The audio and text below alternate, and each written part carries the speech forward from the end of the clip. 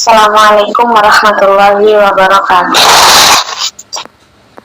Waalaikumsalam warahmatullahi wabarakatuh. Alhamdulillahilladzi nazzala ala man sya'al azza wa safa wa asyraqa qulubahum wa aqulahum bi anwari dana. Assalatu wassalamu ala asyrafil ala sayyidina Muhammad wa ala alihi wasallam bin Allah. Wa man Bismillahirrahmanirrahim.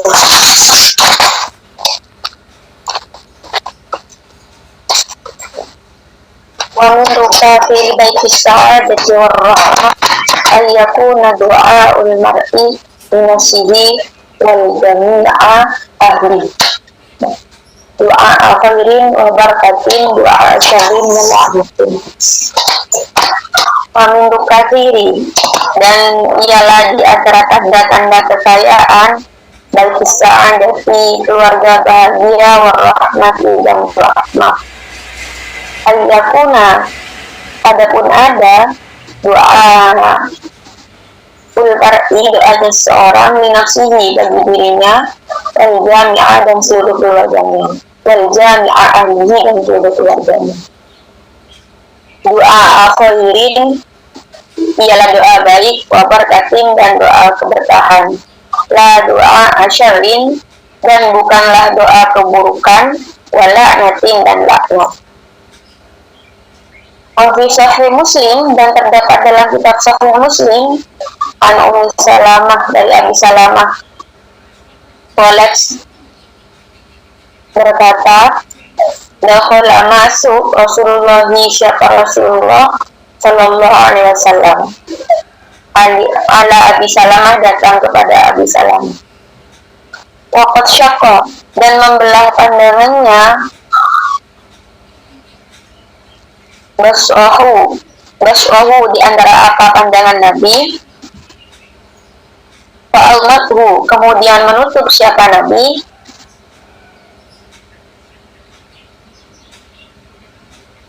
kepada basor. Maqala, kemudian berkata siapa Nabi, innal ruha, bahwa sesungguhnya ruh tidak kubida, tatkala dicabut apa ruh, tapi ahul basaru, maka mengikuti terhadap ruh. Ini bukan taboha ya, kalau dilihat dari kitabnya, fabajanasun, fabaja kemudian tersadar nasun, suruh orang, min ahlihi dari keluarganya. Faqala, dan berkata, la tad'u, janganlah, la tad'u ala anfusikum, janganlah berdoa siapa kalian, ala anfusikum, atas kalian semua, illa bi khairin, kecuali dengan kebaikan. Fa innal malaikata, bahwa sesungguhnya malaikat, yu'minuna, ialah iman atau mendukung, alama, atas apa-apa, taquluna, berkata siapa kalian, tsumma qala Allahumma fil li Abi Salamah wa fa'ala rajatu fil mahdiyina ila akhirih. Jadi di antara tanda-tanda kekayaan keluarga bahagia ialah doa seseorang dan keluarganya terhadap doa kebaikan, dan doa keberkahan. Nah, di sini Rasulullah menganjurkan ketika Abi Salamah meninggal berdoa, Allahumma ghfir li Abi Salamata warfa' darajathu fil mahdiyyin. Allahumma, wahai Allah, ighfir, ampunilah li Abi Salamata, kepada Abi Salamah, warfa', dan angkatlah darajatuhu, kepada derajatnya, fil mahdiyina, di dalam orang-orang yang menerima petunjuk, wa khalaqahu, dan jadikanlah engkau Allah kepada Abi Salamah fi aqibaihi fil ghabirina waghfir lana wa lahu ya rabbal alamin. Fil ghabirina kepada orang-orang yang tertinggal, waghfir lana dan ampunilah kami, wa lahu dan Abi Salamah ya rabbal alamin. Jadi di sini kita akan membahas tentang mengapa di dalam sebuah keluarga itu dipentingkan sebuah doa. Saya akan share PPT-nya.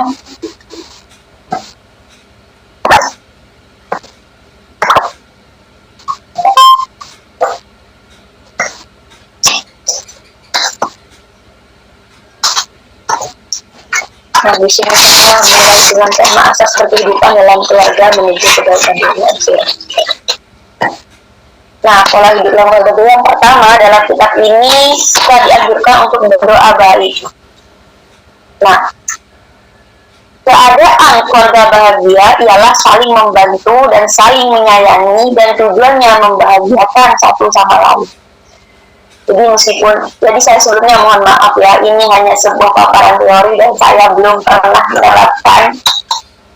Jadi ini kita bisa sharing bersama ya sahabat-sahabat. Saya ingin mengaji juga kepada jenengan-jenengan, karena jenengan-jenengan yang sudah berkeluarga dan saya juga perlu belajar itu pada jenengan-jenengan. Jadi tinjauan keluarga bahagia di sini ialah bahagia secara harfiah, yaitu saling melindungi, saling bantu dan saling menyayangi. Sehingga di sini terdapat terma baikisa dan rahmat. Sehingga ketika tercapai saling melindungi, saling bantu dan saling menyayangi akan terjadi rahmat, akan tercapai sebuah rahmat yang dalamnya terdapat kasih sayang, kebaikan yang melimpah. Karena jika tidak ada saling bantu, tidak ada saling menyayangi dan membahagiakan, tidak akan ada rahmat di dalamnya. Tidak akan ada rahmat di dalamnya. Nah, dengan cara bagaimana kebahagiaan dalam keluarga tersebut? Di sana tadi dijelaskan bahwa dengan melakukan doa baik dan meninggalkan doa yang buruk.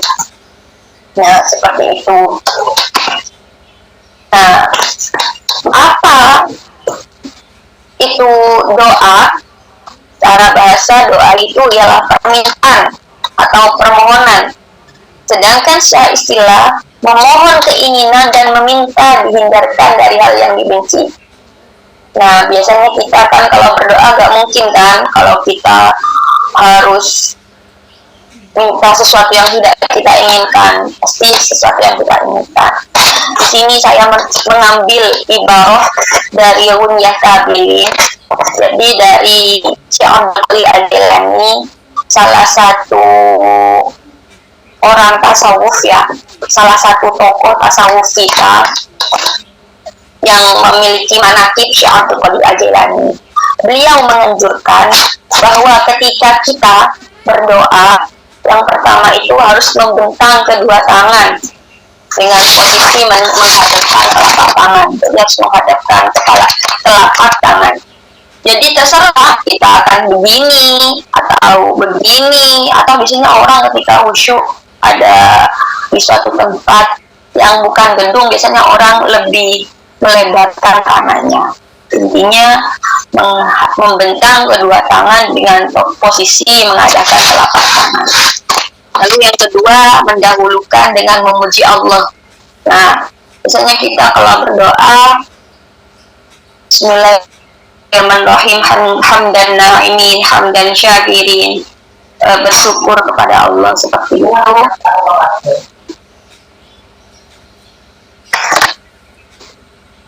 Yaitu dan ini apa namanya,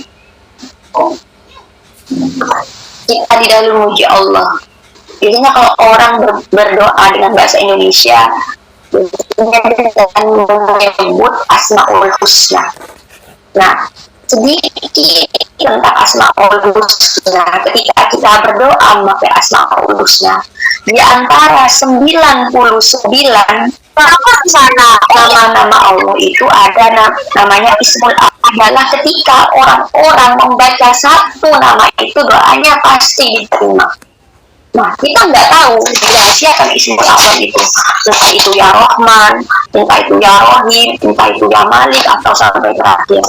Sehingga para Syekh Abdul Qadir Al-Jailani ini menganjurkan ketika kita berdoa, kita membuat jurnal. Nah, kalau bahasa sekarang jurnal. Hari sekarang kita berwirid ya Rahman, saya ingin ini tercapai, hajat saya tercapai. Nah, baru kita tentang hari pertama. Lalu yang kedua ya Rahim.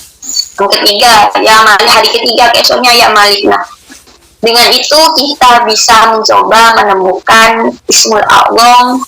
Dan tirakat yang paling gampang ya, tirakat yang paling gampang kita bertemu dengan Ismul A'zam di antara nama-nama Asmaul Husna. Nah, dan yang ketiga lalu membaca sholawat. Kita pasti tahu ya banyak yang makan sholawat. Allahumma sholli ala sayyidina Muhammad wa ala alihi wasallam. Itulah yang paling gampang.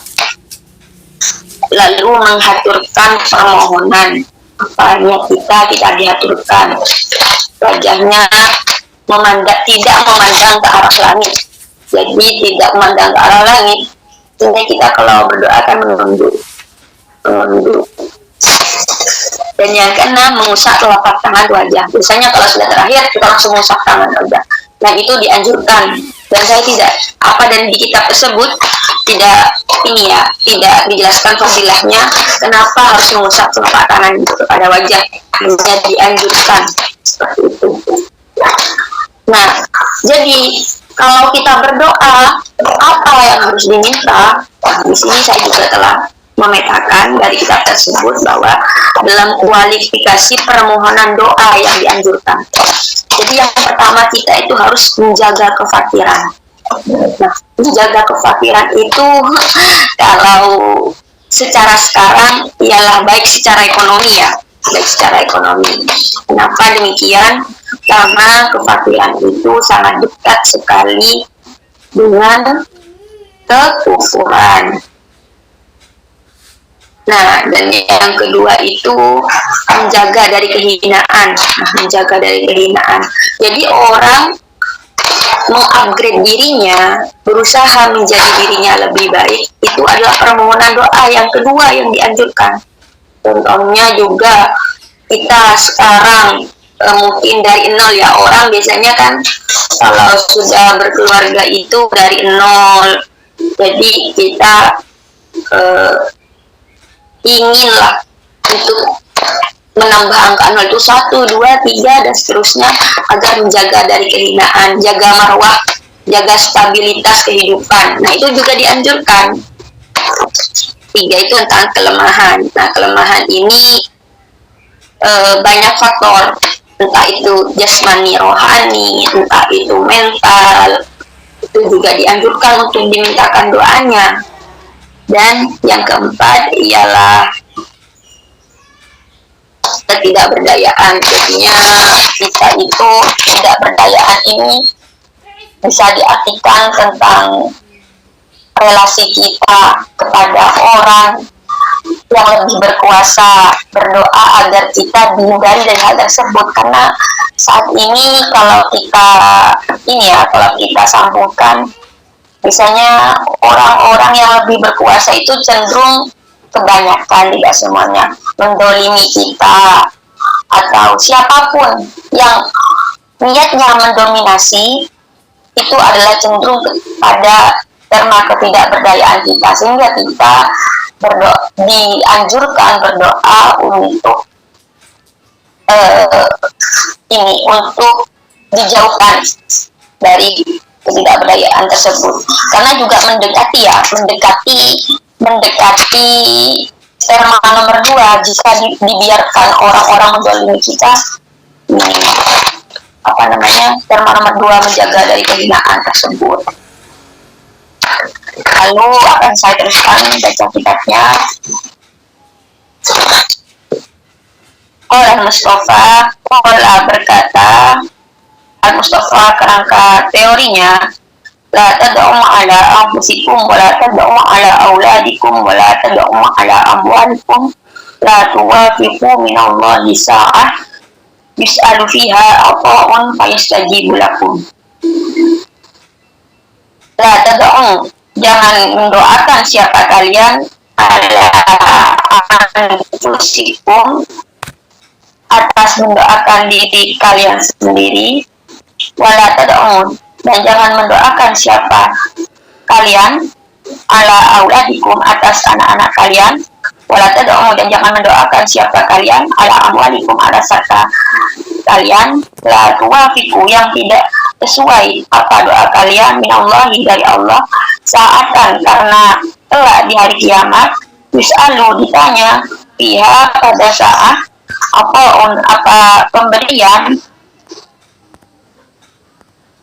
yastajibu lakum, kemudian mengijabahi siapa Allah lakum, kepada kalian.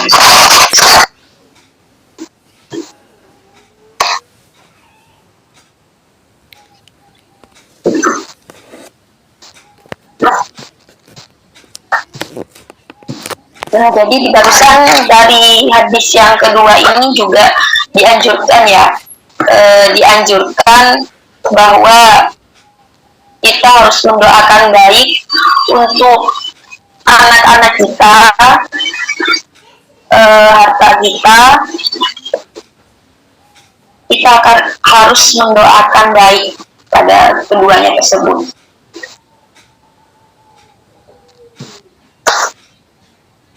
Lalu kita berlanjut kepada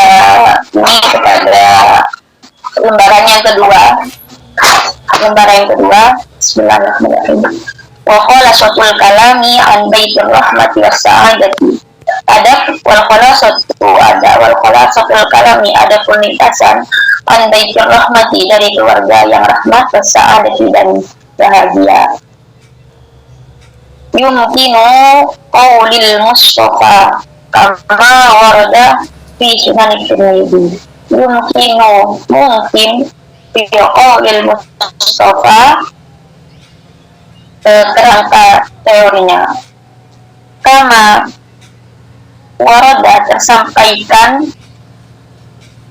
sebagaimana fi sunan Tirmidzi, di dalam kitab Tirmidzi, an Abi Darda an Nabi sallallahu alaihi wasallam, an Ummi Darda, dari Ummi Darda, an Abi Darda, dari Abi Darda, an Nabi sallallahu alaihi wasallam, qala, berkata siapa Nabi, man a'ta, itu bukan haqqahu ya, haqqahu, dan bukan man a'ta haqqahu minar rifqi faqad a'ta, wa man hurima haqqahu minar rifqi faqad hurima haqqahu minal khairi. Man, barang siapa, apa yang memberikan siapa man haqqahu, pada kelembutan man, minar rifqi, dari kebaikan, faqad a'ta, maka diberikan siapa man, maksudnya dibalas. Waman hurima, waman, barang siapa, hurima, menghalangi siapa man hawahu, akan bagiannya man, minarifki, dari kebaikan, faqad hurima, dihalangi siapa man hawahu, pada bagiannya sendiri, minal khairi, dari kebaikan. Wafi riwayatil Imam Ahmad, dan hal tersebut juga, dan hadis ini juga diriwayatkan oleh Imam Ahmad, an qadzuhu minal khair. Jadi Imam Ahmad juga meriwayatkan hadis ini, namun di hadis yang diriwayatkan Abi Darda ini, makna kebaikan itu dilapatkan dengan minar rifqi, dan yang ini, dan yang diriwayatkan oleh Imam Ahmad ini, kebaikan dimaknai dengan minal khairi, seperti itu. Jadi maksud dari hadis ini, barang siapa yang diberikan keberuntungan baginya dari sifat lemah lembut, maka sesungguhnya dia diberikan kebaikan. Dan sebaliknya, barang siapa yang tidak melakukan hal lemah lembut tersebut,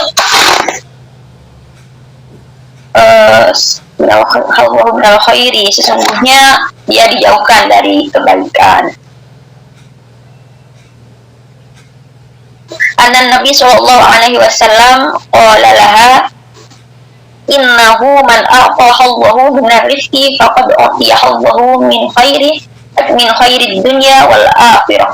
Faman hurima hadzahu min rizqi faqad hurima hadzahu min khairi dunya wal akhirah. Jadi sama redaksinya hadisnya yang di atas yang diriwayatkan oleh Sayyidah Aisyah, namun lebih ditekankan pada kalimat min khairid dunya wal akhirah, faman harima Allahu min arifi faqad harima Allahu min khairid dunya wal akhirah. Jadi termasuk orang yang melakukan lemah lembut ialah orang yang akan mendapatkan kebahagiaan di dunia dan di akhirat. Dan orang yang tidak melakukan lemah lembut akan dijauhi dari kebaikan di dunia dan kebaikan di akhirat.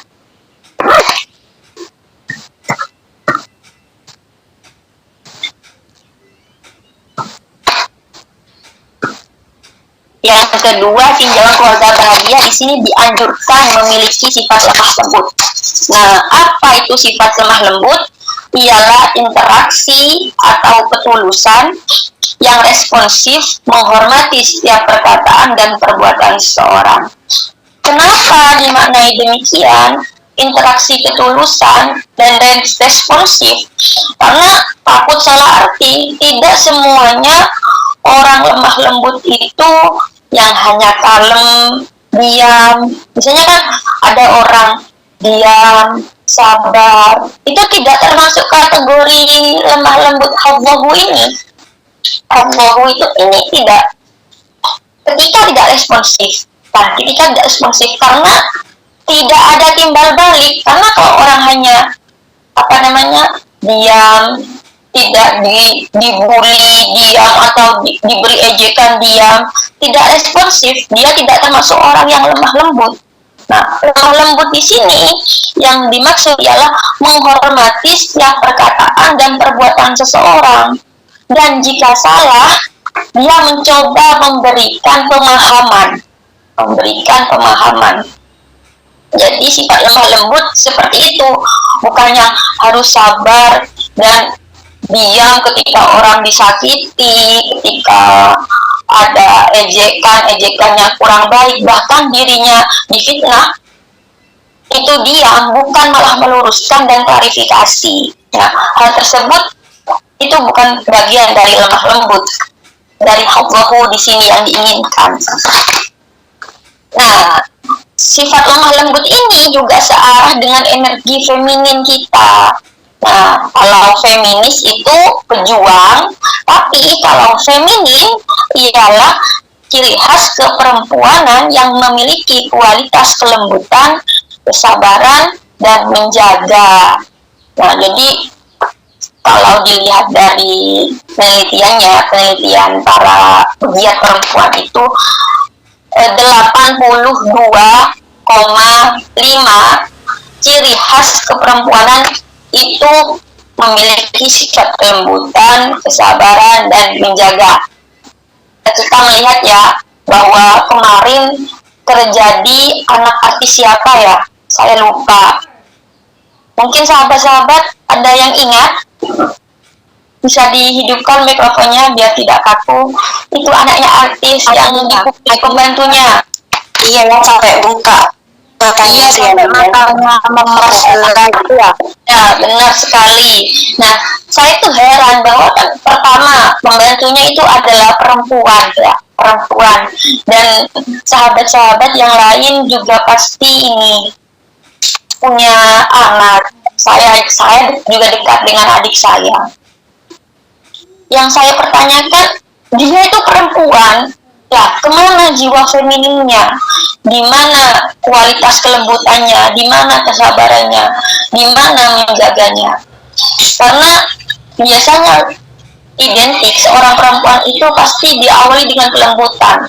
Baru ketika kelembutannya tidak ada, baru jiwa mengaunya keluar. Jadi saya biasanya kalau lihat jokes-jokes di Twitter itu, ini, ketahuilah ketika suaraku sudah tinggi berarti aku sudah melakukan kelembutan 2 kali. Nah, jokes-jokes di Twitter tentang perempuan seperti itu. Dan memang iya, saya juga melakukan itu ketika saya sudah melakukan itu. Jangan, biasanya jangan deh, itu jangan di sana, itu kotor, masih cepat. Dek, jangan di sana. Lalu yang ketiga, jangan di sana, itu kotor. Nah, itu juga termasuk juga termasuk dari menjaga. Nah, menjaga masih termasuk dalam notabene feminin, karena tingkatan feminin itu tidak harus selalu tentang kelembutan yang turun sedikit lah duitnya, menjaga. Kan juga harapannya begitu ketika memarahi seseorang yang keluar dari notabene keinginan kita, tapi niatnya juga baik. Nah, notabene itu adalah menjaga. Jadi hadis ini sangat menganjurkan dan searah pada nilai-nilai feminin yang tentunya kita dianjurkan untuk bersikap lembut.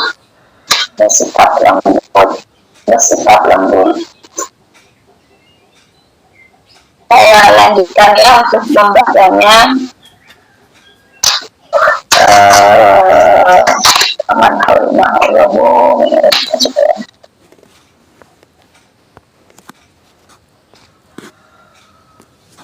Oh, tadi ada lanjutannya ya. Wa husnul khuluqi wa husnul jiwari ya'murah biar wa yazidani fil a'mal.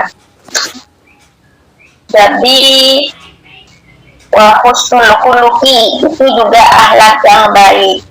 Wa husnul jiwari itu tetangga yang baik. Ya'murani meramaikan apa keduanya, adyaru akan rumah, wa yazidani dan menambah apa keduanya, bil a'mal dalam meramaikan rumah.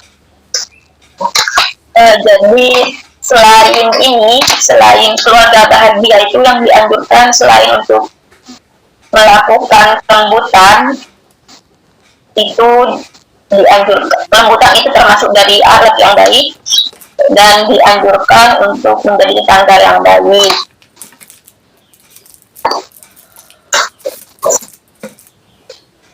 Wal jiranu aqrabun nas. Wal jiranu adapun tetangga, aqrabun nas ialah predikat manusia ilal farodi terhadap seseorang, ba'da aqrabaihi setelah kerabatnya sendiri, dakhilil baiti di dalam rumah.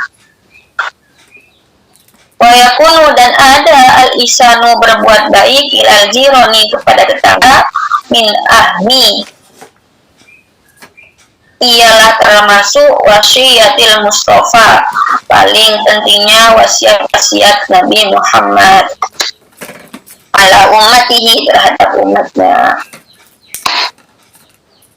Warudda fi sahihil Bukhari terdapat di dalam kitab Sahih Bukhari an Abi Umar radhiyallahu anhu qala Rasulullah sallallahu alaihi wasallam.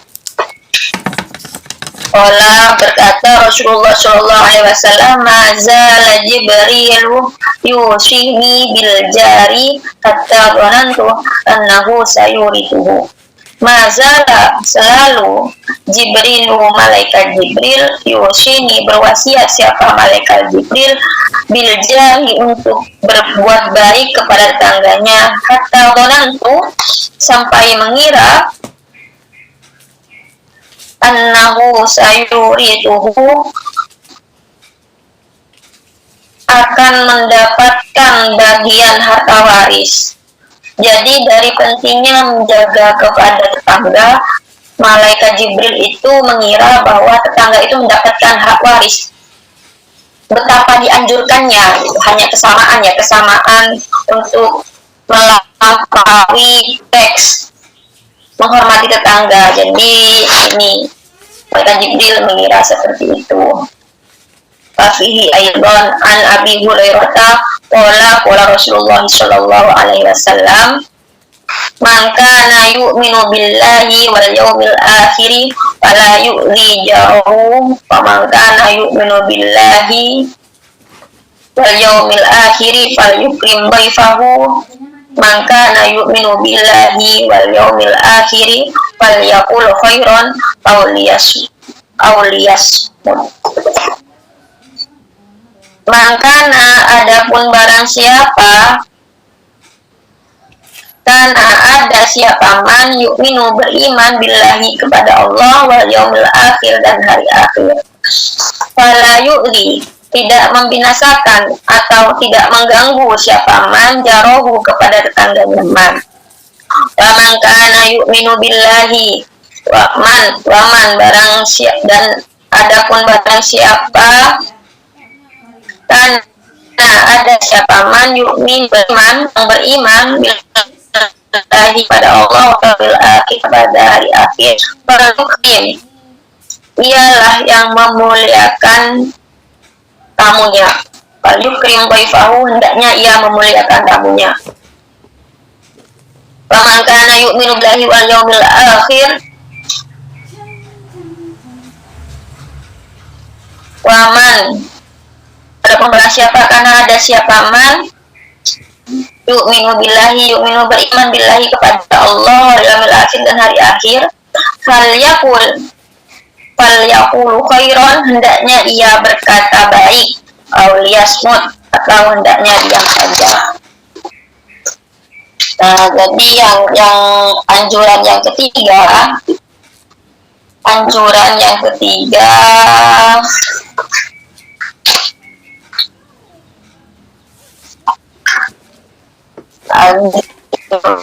adalah pada tetangga.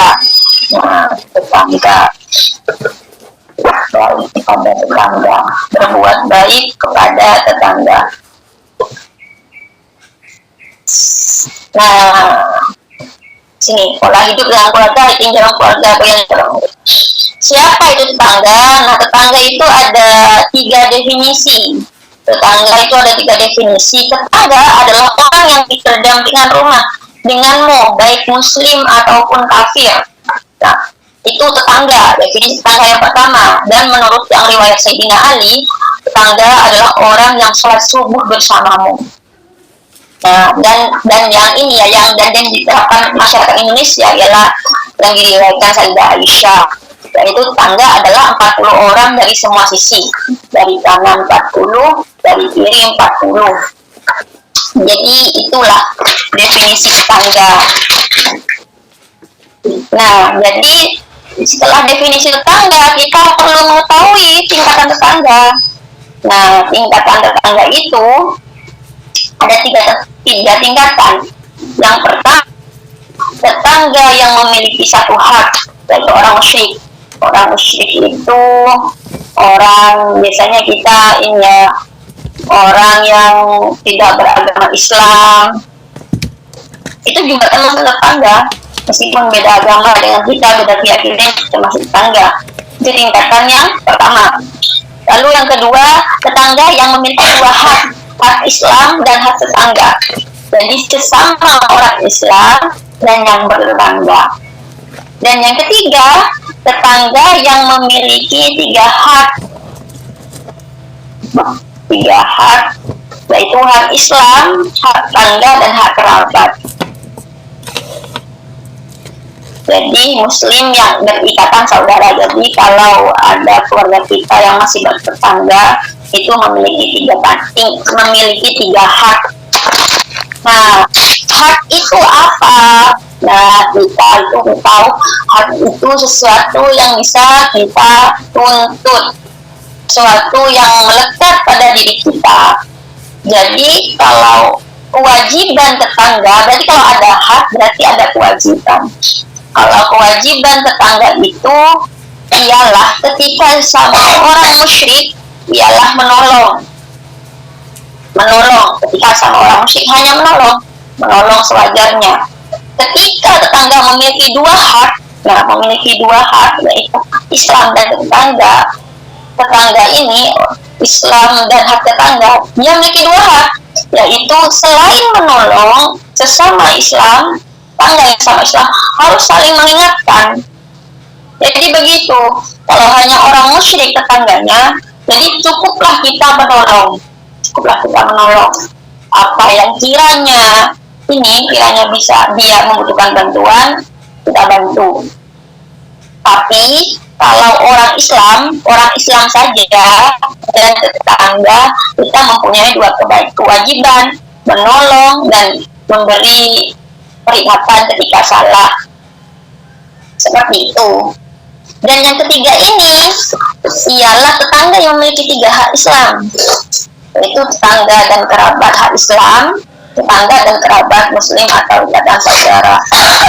Jadi hak yang ketiga ini lebih dekat. Jadi kalau ada dua orang kesusahan, contohnya tetangga satu kesusahan dan tetangga yang kedua adalah tetangga yang masih memiliki kerabat. Nah, tapi para jenengan ini sahabat tidak bisa mentotalitaskan bantuan. Contohnya minjam uang lah. Anda memiliki uang 1.000 saja, dan yang membutuhkan itu dua orang tersebut akan meminjam uang. Nah, siapa yang lebih diutamakan? Yang lebih diutamakan ialah tetangga yang memiliki tiga hak. Nah, tetangga yang satunya saudara, masih punya ikatan darah, kerabat, masih tetangga, dan punya hak Islam. Jadi diberikanlah uang itu kepada saudara kerabat kita, jangan kepada hanya tetangga saja.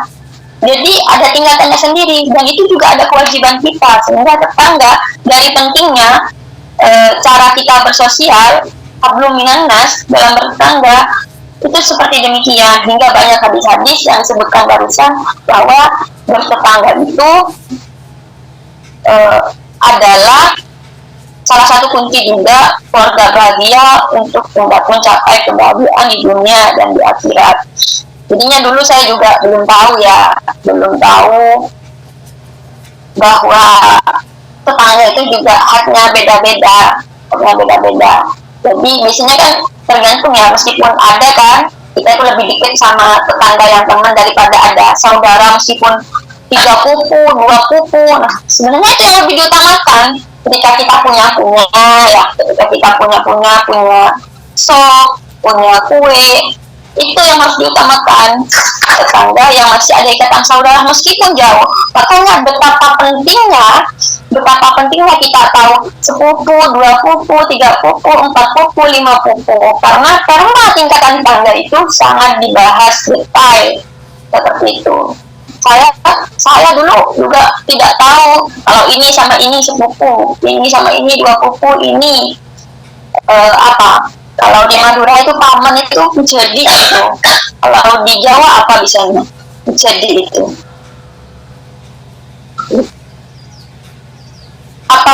apa sahabat, ya itulah ya tingkatan keluarga, kakek, nenek, adiknya kakek, terus ada luai, semuanya itulah. Itu perlu kita ketahui dengan baik.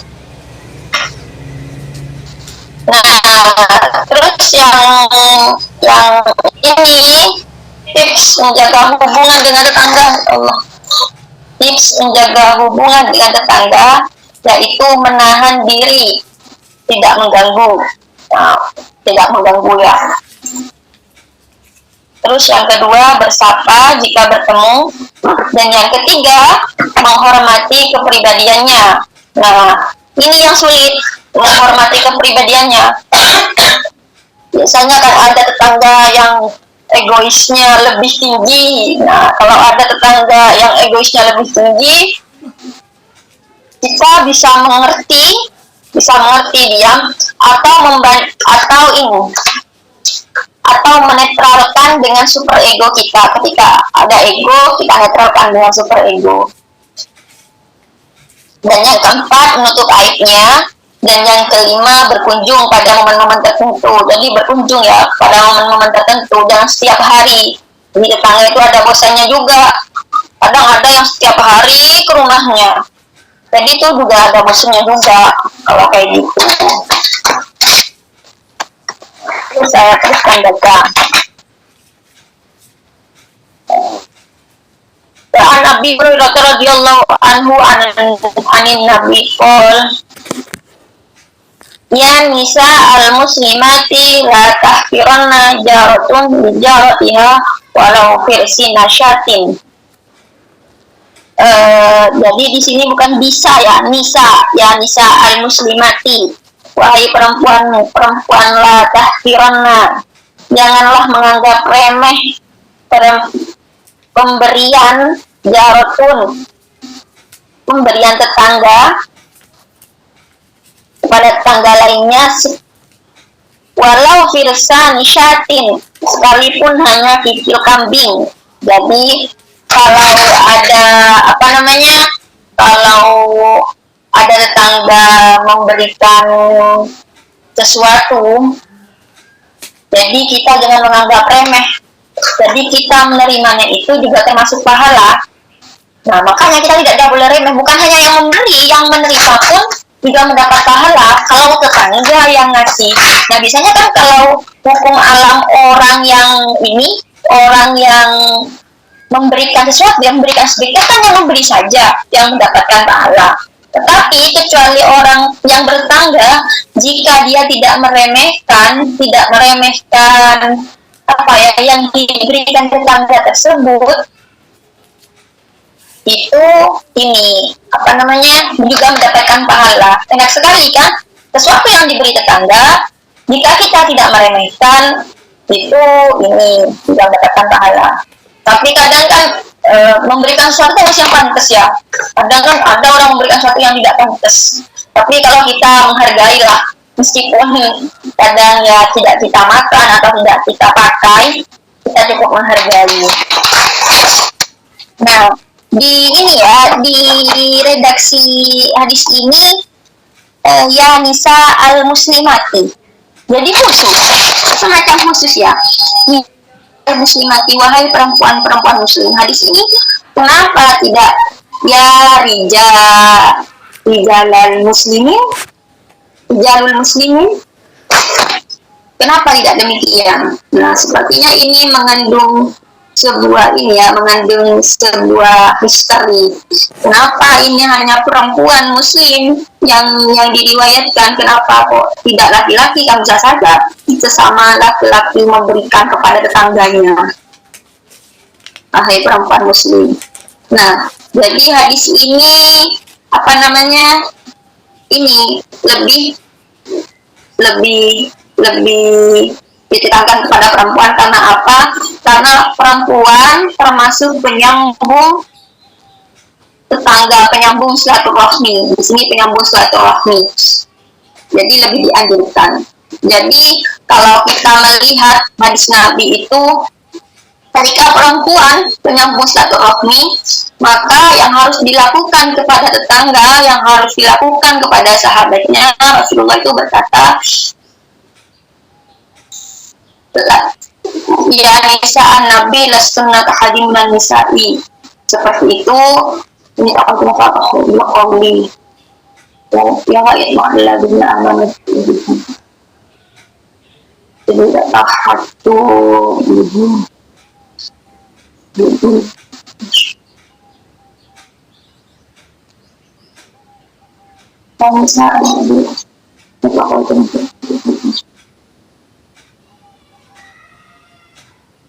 Jadi Nabi Muhammad itu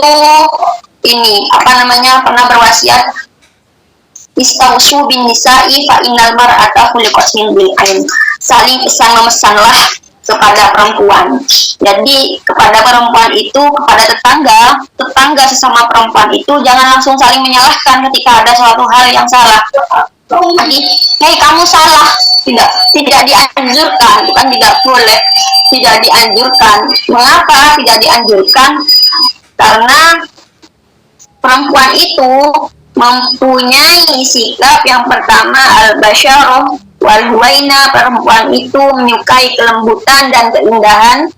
Yang kedua al-athir, ingin tampil terhormat. Yang ketiga al-hassas, sensitif. Nah, yang ini karena perempuan itu mempunyai sifat al-hassas, sensitif. Jadi disuruh saling pesan-pesan lah. Jadi tidak dianjurkan kamu salah, kamu benar, tidak dianjurkan menegur demikian sesama perempuan, sama tetangga perempuan tidak dianjurkan demikian.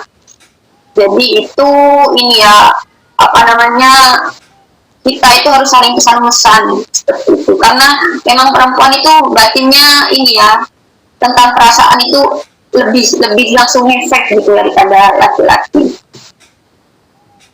Jadi biasanya kan kalau orang jangan ini, kamu tuh salah, seharusnya kamu itu kalau orang meninggal biasanya kamu itu harus melayat hari pertama kalau ini, kalau tangga. Nah, biasanya kan cara menegurnya seperti itu kalau ada permasalahan keadaan sosial. Jadi itu tidak dianjurkan demikian, jangan langsung kamu salah seperti itu. Kenapa tidak melayat hari pertama? Tidak melayat hari pertama. Oh, ini alasannya begini. Oh, di sini ini biasanya kalau orang-orang meninggal ini tradisinya harus hari pertama. Oh begitu ya. Iya, kapan-kapan kamu bisa lah untuk melakukan ini ketika ada orang meninggal melakukan. Karena kita kan tetangga. Jadi dengan bahasa-bahasa yang baik. Dengan bahasa-bahasa yang baik. Jadi itu ya, karena sifat perempuan itu ada 3, al-basyarah wal huwaina, al-athir dan al-hassas.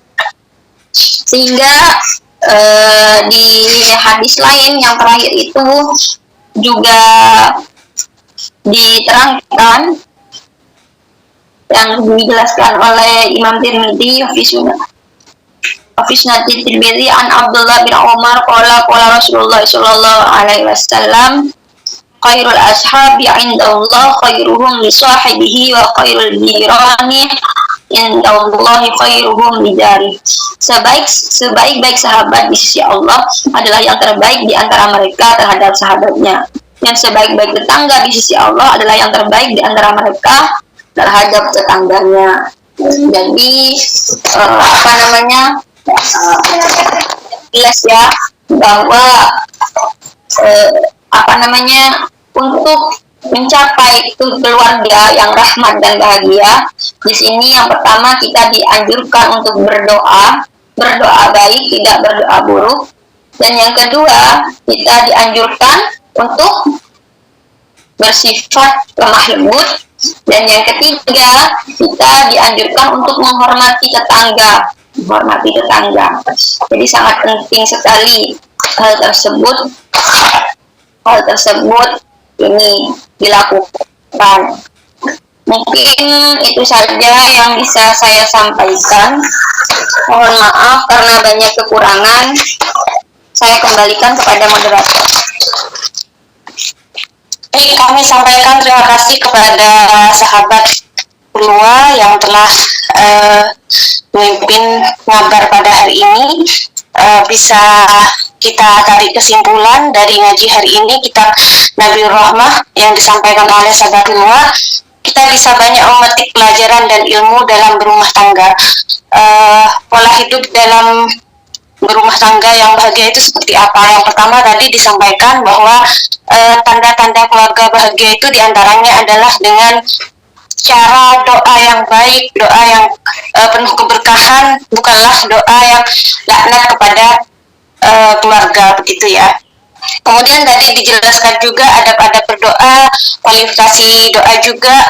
Untuk yang kedua, kita juga bisa menerapkan dalam kehidupan berumah tangga itu, yaitu kita harus mendoakan baik kepada anak kita, termasuk juga kepada harta yang kita miliki, begitu ya.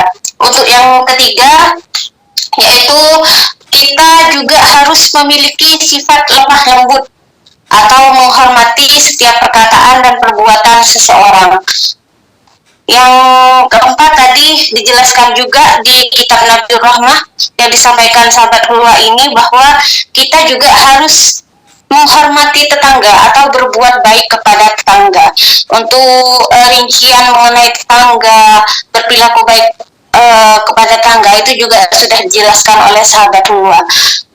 Itu saja yang bisa kita sampaikan, bisa kita pelajari pada kitab Nabiur Rahmah hari ini. Untuk teman-teman, untuk sahabat-sahabat, seperti biasa ya, tidak ada sesi tanya jawab. Kami juga mengucapkan banyak-banyak terima kasih kepada sahabat yang berkenan hadir pada pertemuan hari ini, terutama kepada PC Fatayat NU Jember yang sudah mengadakan ngabar kitab Nabiur Rahmah di bulan Ramadan. Semoga apa yang kita dapatkan pada hari ini menjadikan ilmu yang bermanfaat untuk kita semuanya dan bisa kita terapkan dalam kehidupan sehari-hari. Kurang lebihnya mohon maaf. Tutup pertemuan hari ini dengan doa kafaratul majlis. Subhanakallahumma wa bihamdika asyhadu an la ilaha illa anta astaghfiruka wa atubu ilaik. Wassalamualaikum warahmatullahi wabarakatuh. Waalaikumsalam. Waalaikumsalam warahmatullahi wabarakatuh.